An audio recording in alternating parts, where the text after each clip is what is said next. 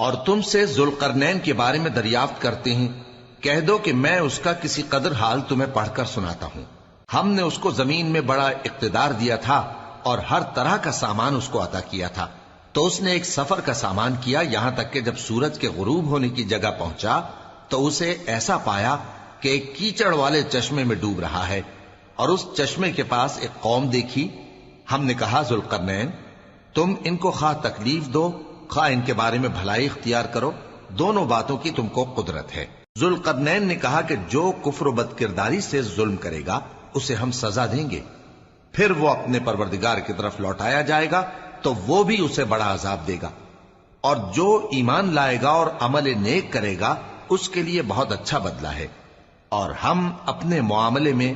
اس سے نرم بات کہیں گے۔ پھر اس نے ایک اور سامان سفر کیا، یہاں تک کہ سورج کے طلوع ہونے کے مقام پر پہنچا تو دیکھا کہ وہ ایسے لوگوں پر طلوع ہوتا ہے جن کے لیے ہم نے دھوپ سے بچاؤ کی کوئی اوٹ نہیں بنائی تھی۔ حقیقت یوں ہی تھی، اور جو کچھ اس کے پاس تھا ہم کو سب کی خبر تھی۔ پھر اس نے ایک اور سفر کا سامان کیا، یہاں تک کہ دو اونچے سیدھے پہاڑوں کے درمیان پہنچا تو دیکھا کہ ان کے اس طرف کچھ لوگ ہیں کہ بات کو سمجھ نہیں سکتے۔ ان لوگوں نے کہا کہ اے ذوالقرنین، یاجوج اور ماجوج اس علاقے میں فساد کرتے رہتے ہیں،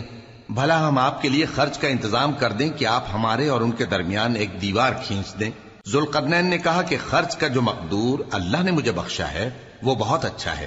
تم مجھے قوت بازو سے مدد دو، میں تمہارے اور ان کے درمیان ایک مضبوط رکاوٹ بنا دوں گا۔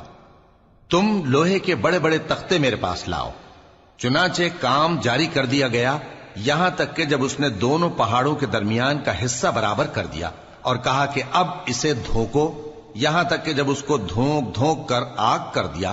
تو کہا کہ اب میرے پاس تانبا لاؤ کہ اس پر پگھلا کر ڈال دوں۔ پھر ان میں یہ قدرت نہ رہی کہ اس پر چڑھ سکیں، اور نہ یہ طاقت رہی کہ اس میں نقب لگا سکیں۔